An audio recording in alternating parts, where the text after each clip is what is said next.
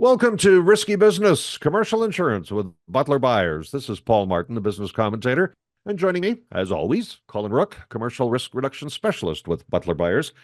Colin, as we kind of get rolling into the end of, sort of the end of the first quarter of 2024, I imagine we're talking about that already, and looking at Q2. I mean, you look at the headlines and listen to newscasts or whatever, and the story of the day, AI this, AI that, AI is going to solve all our problems, AI is the cause of all our problems. Artificial intelligence is really uh, gaining a lot of attention, and I guess it is in the business world too. I'm wondering, we haven't really talked a lot about this, but anytime there's a major development in business, I guess it probably has some impact on commercial insurance. So thought maybe we better talk about that. And I'm guessing, but I'll let you fill in the blanks. Are there implications with AI and commercial insurance? Yeah, there are, and it's a really good topic. Obviously people are at this point uh, aware of AI. There's a lot of talk in the news. Really everyone is talking about AI and really mixed emotions around it. If you're really into tech, this is something that's quite cool. I spend a ton of time talking with my son. He uses AI all the time, and he's usually the one pointing out to me what new app or new program is coming out and what it can do. And if you're less sort of in the know or aware, it's really easy to have a lot of AI related concerns. So what I want to do is just talk about ways that AI will impact or the workforce in 2024 and beyond. So I'll start with some stats around it, ways that it's going to change the workplace, but then I do want to talk about the risks to your company or how to prepare for this new reality with AI. So it can do a lot of great things, but then there's steps you need to take as well, just to make sure you're doing it the right way, and you're thinking again of the risks. And I'll tie that into, yeah, how is this going to impact a commercial insurance program? Why would an underwriter care? And then if we've got some time, I just want to talk very quickly about a really neat, to me, way that hackers or cyber criminals are getting your info that I honestly can't believe I hadn't thought of. Almost a little ashamed, but also I find it very interesting. Well, now you've got our interest. So let's first talk about AI though, and the implications for those in leadership positions in business. I mean, what considerations do you need to be thinking about here? Yeah, so the global AI market is expected to grow by about 35-40% each and every year. I know that's just predictive, but really the point is that AI is here to stay, and it's going to continue to change how we look at work. And so, some of the things that, sort of key things that are really going to help the workplace is, one, enhanced decision-making capabilities. So, for example, HR professionals are able to leverage AI, which in the field, there's a lot of burnout. HR professionals do a ton of work. They have a ton of stress. And frankly, they're often working in areas outside of what they went to school for. So you'll hear from HR professionals, I'm spending a lot more time sort of training and working on implementation than I am policies and procedures and big picture stuff. Well, AI can really help with that. AI can help with workflows and building out performance objectives and evaluations, and helping other managers in the company look for screening questions for new employees. So one of the great ways that AI can help. Another thing, and everyone that's heard about AI is pretty aware of this, but increased productivity. So the stats show that depending on the role and depending on the type of company you're in or you own or manage, up to 60-70% more efficient, and a lot, and just if you look at workflows, all the redundancies, there's just a lot in there that you can automate. So that's going to change the workforce or continue to change in 2024. The other thing that, one of the ways it's going to impact the workplace is a lot more focus on the legality and ethics around AI. So now that it's not new and as new and exciting as it was anymore, there's a lot of questions and concerns about policies and procedures, the access to data, infringements on personal information. And so you're going to hear a lot more about policymakers saying, okay, this is how you can use AI and this is how you can not use AI. And there's a lot of concerns around where they get their information and are they taking it from a source that frankly you're allowed to borrow. And then when it comes to hiring overall, employers really need to think about skill-based hiring when it comes to AI. So if you're dabbling with AI, you want to understand, okay, how can AI help us, in these areas like productivity?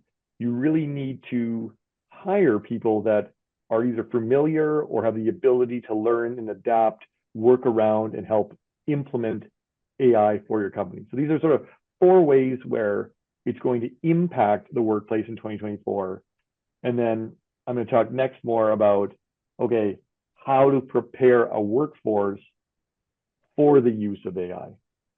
Well, these are big, all of those are big topics. I suppose the legal part that's likely, a long ways till we get that sorted out. But some of the things that you talked about in terms of just the interface between employer and employee, that hits us right today, and it hits every company, regardless of size. And I'm guessing that's where a lot of the attention is being focused these days.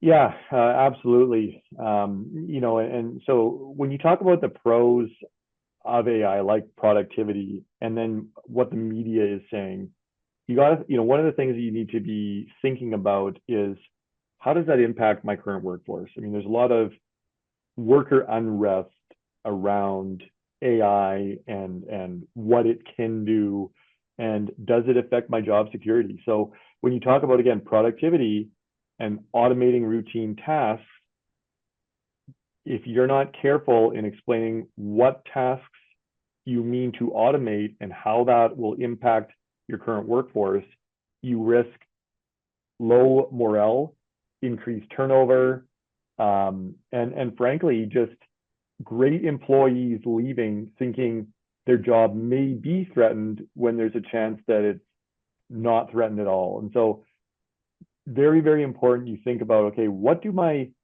people think about AI, and really consider, if there's not a broad understanding, the impacts it could have. Another issue, and I touched on the sort of the focus on legality and ethics and transparency around ways it'll impact the workplace, is regulatory concerns. So if you're using AI and AI is operating as, the 13th man in your company, you have to realize that anything AI produces, you will be held accountable for that content. And so, again, are you infringing on any laws knowingly or not knowingly is something that you really need to be aware of. Another big issue is increased cybersecurity risk.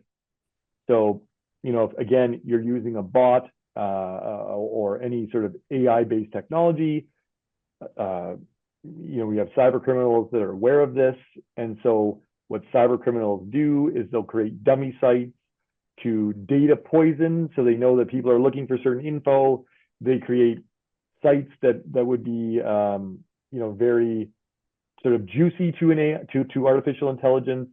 And therefore, when accessed, they may be downloading, either a virus itself, or they can actually use different methods or tools to change AI's decision-making ability, which then opens up the organization to, they call it stealth attacks as a result. So again, something to think about, that you've got an automated program acting as your company. Well, how vulnerable is that program? The other thing, and again, it's a Just little before bit, you jump into that, Colin, we got to take a little break, and I don't want you to lose that thought, but let's come back and pick that up in just a moment. You're listening to Colin Rooke, Commercial Risk Reduction Specialist with Butler Byers. This is Risky Business. We'll be back after this break. Welcome back to Risky Business, Commercial Insurance with Butler Byers. I'm Paul Martin, and Colin Rooke, Commercial Risk Reduction Specialist with Butler Byers, is joining us today. Colin, just before the break, I kind of cut you off there. I'm sorry about that, but I mean, you've been raising some questions that I think employers and those in management positions in businesses really need to be getting their head around, as with the arrival of AI, and it's no longer just a novelty, it's actually working its way into our day-to-day operations. Yeah, it is. And one of the points I want to end on is sort of the risks of the use of AI, and then I'll talk about what you can do about it. And I think this is probably, next to worker unrest, one of the more important things to consider is distribution of harmful content. And so you have to realize that, AI is still computer-based, it is still learning, and depending on what is asked of it or the way things are asked, it is going to deliver certain content. And so if mistakes are made in the prompts, whether intentional or not, you really need to watch the content that emerges as a result. And so if you're not, there's a lot of reliance on AI to do the work for me. And so, you type into AI a certain subject matter, you sort of paraphrase, it looks good, you maybe really don't read the whole thing, but it looks like a great response. And then later you realize there was, offensive language, or AI took a slightly political position that you didn't realize it did, or may have, taken a certain stance on a topic that you didn't quite realize AI was taking. And then you also have to realize that the end user ultimately thinks you're the one that did this. And so it's something to be very cognizant of, especially when you have individuals in the workplace using AI. They may be misrepresenting the organization they work for and not really being aware that they've done it. And so to prepare for this, to mitigate risks, which is what we're here for and what we specialize in, it's very important to have comprehensive policies around the use of AI. I mean, that's first and foremost. What am I allowed to do with it, if anything at all? So we can help with that, but it's very important to have policies in place around AI. Sorry. The other thing. Go ahead. Go ahead. Sorry. Well, and then another point is, I talked about worker unrest. Kind of the number two issue here is foster psychological safety. Let the people know AI is a tool, not a replacement. You don't have to fear AI.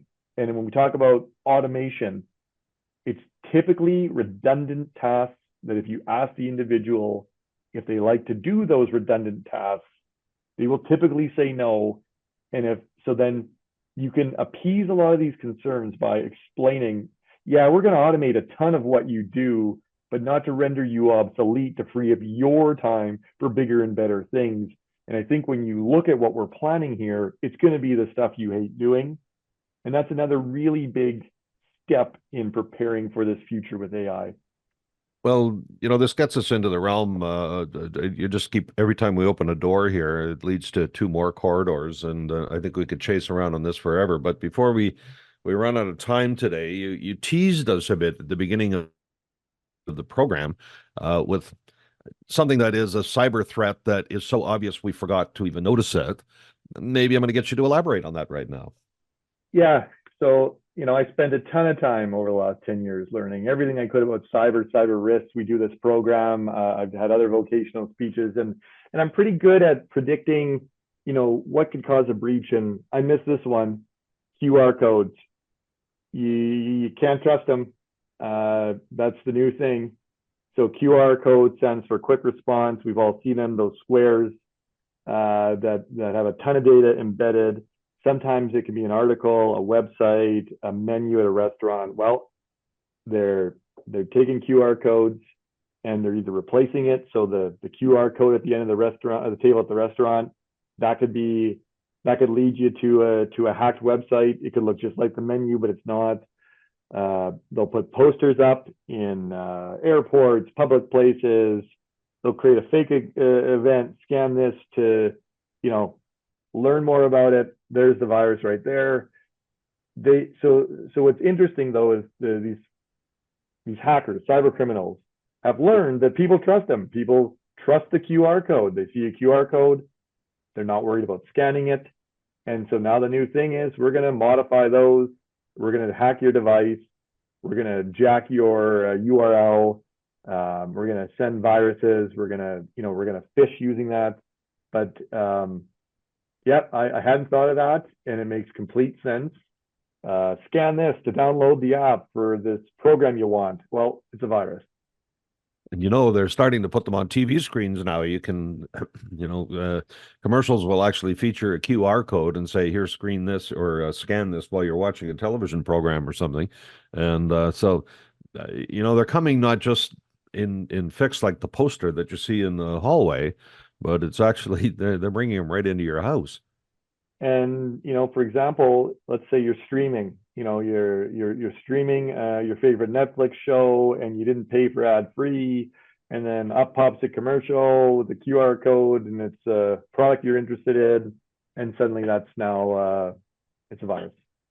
Colin, you never cease to amaze me with the things that you, remind us that we should be cognizant of, and how even just the most innocent things in day-to-day business life, really, you need to look past the obvious and start to understand what implications those have for my businesses. And I guess that's the reason for this program, as we talk to business leaders, to owners, to those in management, to say, we'll help you through this. There are lots of things out there that you don't have time to think about. That's what we do. So, reach out to Butler Byers. I'd be pleased to walk you through their step-by-step plans and to just remind you of some of the most recent threats that are out there that you probably didn't even expect. You've been listening to Colin Rooke, the Commercial Risk Reduction Specialist with Butler Byers. I'm Paul Martin. This is Risky Business. Thanks for joining us. We'll talk to you next time.